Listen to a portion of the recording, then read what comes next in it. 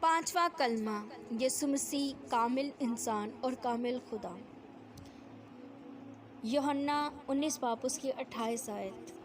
اس کے بعد جب یسوع نے جان لیا کہ اب سب باتیں تمام ہوئیں تاکہ نوشتہ پورا ہو، تو کہا میں پیاسا ہوں۔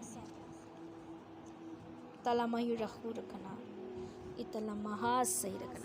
تقریباً 2:30 بجے جبکہ تمام ملک میں اندھیرا چھایا ہوا تھا، اس کلمے میں مسیح نے بدن کی ضرورت کا اظہار کیا ہے کہ میں پیاسا ہوں۔ یہ پانی مانگنے کی اپیل یا درخواست نہیں تھی بلکہ حقیقت کا بیان تھا۔ مسیح مجسمہ خدا، وہ ایک طرف کامل خدا اور دوسری طرف کامل انسان بھی تھا۔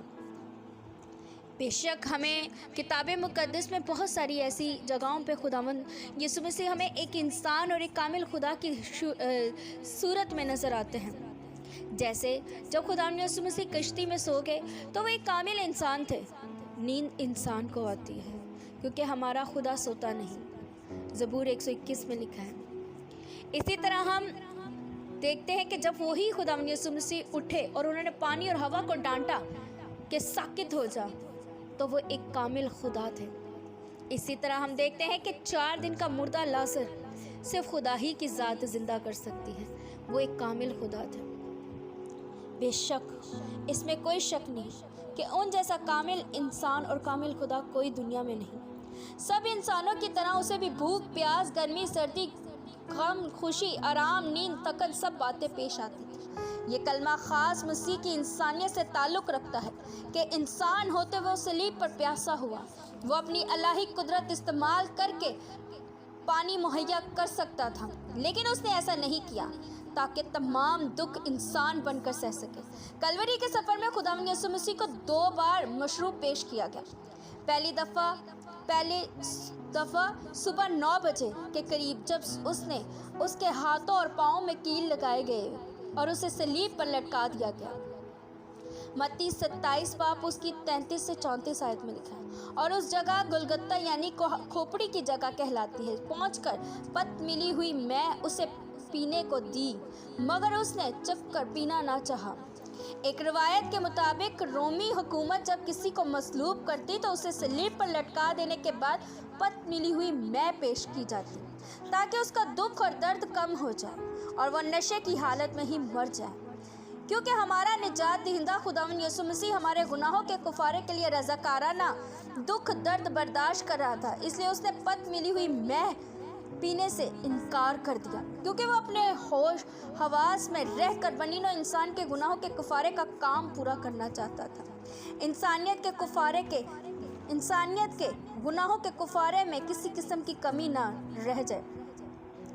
دوسری بار سرکہ اس وقت پیش کیا گیا جب خداوند یسوع مسیح نے تقریباً 3 بجے سر پیر خود کہا میں پیاسا ہوں، تو رومی سپاہی نے اسے سرکے میں بھگوئے ہوئے سپنج کو زوفے کی شاخ پر رکھ کر اس کے منہ کو لگایا۔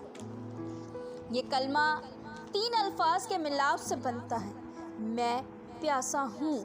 یہاں ہم دیکھتے ہیں کہ خداوند یسوع مسیح کی پیاس کے اظہار پر رومی سپاہیوں اور یہودیوں نے اس کی پیاس بجھانے کے لیے 3 چیزیں استعمال کی: سرکہ، سپنج، سرکنڈا یا زوفہ۔ یوحنا اس کے 19 باب 29 آیت میں یہ لکھا ہے۔ یہ تقریباً 15 گھنٹے کی مسلسل مشقت اور دکھ اٹھانے کے بعد اس لیے ہوا کہ نوشتہ پورا ہو۔ اسی لیے یسوع نے کہا میں پیاسا ہوں۔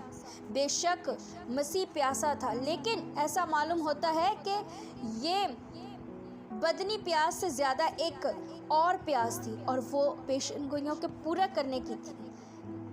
کلمے کی آیت بھی یہی بتاتی ہے کہ میں پیاسا ہوں ایک خاص غرض سے بولا گیا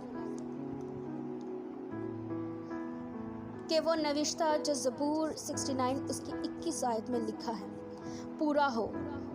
میری پیاس بجھانے کو انہوں نے مجھے سرکہ پلایا۔ خداوند یسوع مسیح کے متعلق کتاب مقدس میں بہت سی پیشن گوئیاں تھیں، اور خداوند یسوع مسیح نے خیال رکھا کہ کوئی بھی پوری ہونے سے رہ نہ جائے۔ اس کلمے کی عدد 5 ہے جو خداوند یسوع مسیح کے فضل کو ظاہر کرتا ہے۔ فضل کے معنی وہ رحم جس کے ہم حقدار نہیں۔ हकीकत यह है कि अगर हम खुदा पूरा इंसाफ करे तो हम सब सज़ा के हकदार हैं, क्योंकि हम सब गुनाहगार हैं। लेकिन खुदा नहायत रहीम भी है, वो हमारी हलाकत नहीं चाहता, और अगर वो पूरा इंसाफ करे तो हम हलाक होते हैं। उसका हल खुदा का फजल है कि उसने हमारे गुनाहों की सज़ा अपने बेटे को दे दी, ताकि उसका इंसाफ कायम रहे, और रहम हम पर हुआ, हमें मौत से बचा लिया। पौलुस कहता है, तुमको ईमान के वसीला से फजल ही से निजात मिली है। मैं प्यासा हूँ खुदा यीशु मसीह के इन अल्फाज को अगर हम मजाजी मायनों में लें तो इनकी आवाज़ आज भी हमारे कानों में गूंज रही है, जैसा हर साल मुबारक जुम्मा के मौका पर दोहराया जाता है। सवाल यह है कि बहैसियत मसीही पाँचवें कलमे के इन अल्फाज पर हमारा क्या रद्द अमल है और क्या होना चाहिए? क्या मुबारक जुम्मा के इन मौका पर हमारा रद्द अमल रोमी सिपाहियों और यहूदियों की तरह हो, उसकी प्यास का मजाक उड़ाना, या वाकई एक हकीकी मसीही की तरह उसके मशहूर और इसकी तालीम पर अमल करके हकीकी मायनों में उसकी प्यास बुझाना है? यहूदियों ने उसकी प्यास बुझाने के लिए सिरका, स्पंज और सरकंडा और जूफा इस्तेमाल किया। बहैसियत मसीही खुदावंद यीशु मसीह की प्यास बुझाने के लिए कौन से 3 अशिया या कौन से तरीके इस्तेमाल करेंगे, ये फैसला मैं आप पर छोड़ती हूँ। मुकद्दस पौलुस रसूल खुदावंद यीशु मसीह की प्यास बुझाने के लिए आज के मसीहों को 3 बातों पर अमल करने की हिदायत देते हैं, जिनसे आज हम उसकी प्यास बुझा सकते हैं, यानी ईमान, उम्मीद, मोहब्बत। 1 कुरिन्थियों उसके 13 बाब की 13 आयत में लिखा है, गर्ज़ ईमान, उम्मीद, मोहब्बत ये तीनों दायमी हैं, मगर अफजल इनमें मोहब्बत है। खुदावंद इस कलाम के वसीले से आप सबको बरकत दे।